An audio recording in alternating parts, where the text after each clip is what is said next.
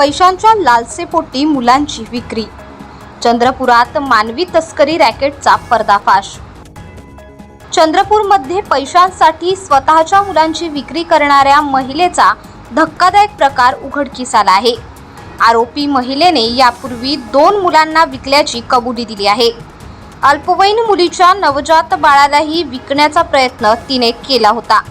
रामनगर पोलिसांनी कारवाई करत आरोपी आईसह 2 महिलांना अटक केली आहे. मुख्य आरोपी अजय फुलझेले फरार झाला असून त्याचा शोध सुरू आहे. आरोपींवर मानवी तस्करी व पॉक्सो कायद्याअंतर्गत गुन्हे दाखल करण्यात आले आहे. रामनगर पोलीस स्टेशन या ठिकाणी एक माहिती आली की चंद्रपूर मधील एक 15 वर्षाची मुलगी आहे. नागपूरमध्ये एका हॉस्पिटलमध्ये डिलिव्हरी झाली आणि त्याच्यामध्ये एमएलसी होऊन नागपूरच्या या ठिकाणी एक 0 FIR दाखल झाली. या 0 FIR मध्ये सुरुवातीला पॉक्सोचं प्रकरण होतं. बालिका जी होती ती त्याच्यामध्ये डिलिव्हरी झाली होती.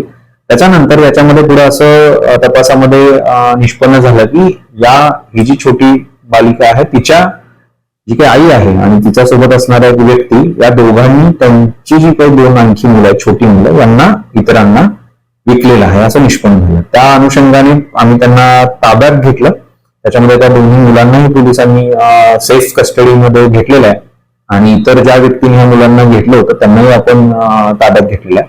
तर सध्या याच्यामध्ये 4 आरोपी निष्पन्न असून 3 आरोपी सध्या अटकेत आहेत आणि एक जो आरोपी फरार आहे त्याच्यासाठी विशेष टीम स्थापन करून त्याचा शोध चालू आहे.